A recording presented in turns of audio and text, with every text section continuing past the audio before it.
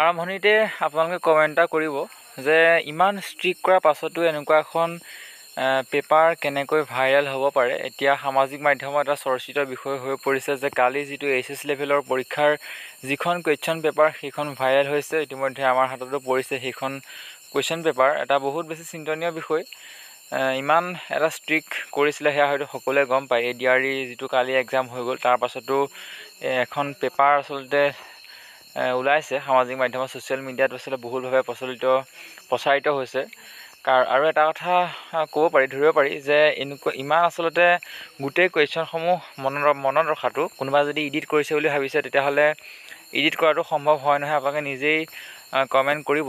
ইমান আচলতে সম্ভৱ নহয় এডিট কৰাটো বা কুৱেশ্যনসমূহ মনত ৰখাটো ইমান সহজ নহয়। ইয়াত আপোনালোকে যদিহে চায় তেতিয়াহ'লে সম্পূৰ্ণ এখন 90 পেজৰ এখন PDF আচলতে পাব্লিছ হৈছে। গোটেই কুৱেশ্যনখিনি আপোনালোকে চিনাকি লাগিছেনে সেইটো কমেণ্ট কৰিব। আৰু এইখন যদি লাগে, PDF যদি লাগে তেতিয়াহ'লে আপোনালোকে কমেণ্ট কৰিব।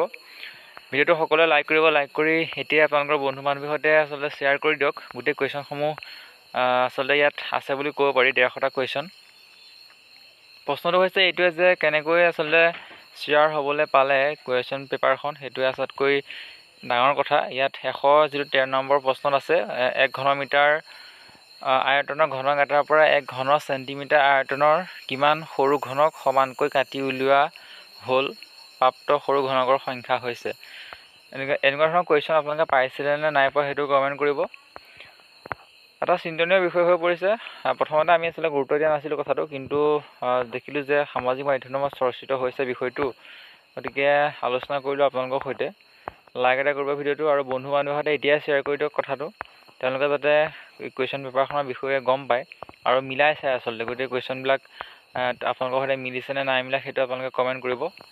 ইয়াত যদি 104 নম্বৰ প্ৰশ্নটো সুধিছে 5টা ক্ৰমিক অযুগ্ম সংখ্যাৰ যোগফল 95 পোৱা গ'ল, সংখ্যাকেইটাৰ আটাইতকৈ ডাঙৰ সংখ্যাটো হৈছে। আমি কুৱেশ্যন এনচাৰসমূহ ডিছকাছ নকৰোঁ। এনচাৰসমূহ ডিছকাছ কৰিলে আচলতে ভিডিঅ'টো এঘণ্টামান দীঘলীয়া হৈ যাব। যদি আপোনালোকে বিচাৰে তেতিয়াহ'লে বেলেগ কথা, কুৱেশ্যনসমূহ ডিছকাছ কৰাটো। আমি কুৱেশ্যন এনচাৰসমূহ ডিছকাছ কৰাটো আমি এতিয়া থুলমূলকৈ আমি কুৱেশ্যন পেপাৰখনৰ বিষয়ে আচলতে আলোচনা কৰিছোঁ। কেনেকৈ আচলতে পেপাৰখন লিক হ'বলৈ পালে, ইমান আচলতে ষ্ট্ৰিক কটকটীয়া নিৰাপত্তাৰ মাজতো কেনেকৈ আচলতে এইখন উলিয়াব পাৰিলে পৰীক্ষা হলৰ পৰা প্ৰশ্ন কাকতখন। পুলিচে আচলতে এটা তদন্ত কৰাটো প্ৰয়োজন আছে, কাৰণ ইমান আচলতে এইটো এডিট কৰিব নোৱাৰে। আমি এইটোৱে কৈছোঁ যে পুনৰ কৈছোঁ যে এডিট কৰাটো সম্ভৱ নহয়, কাৰণ 150টা কুৱেশ্যন, আৰু কুৱেশ্যনসমূহ ইয়াত দেখিবলৈ পাইছে আপোনালোকে স্পেচ ফৰ ৰাফ ৱৰ্ক সেইটোও আছে।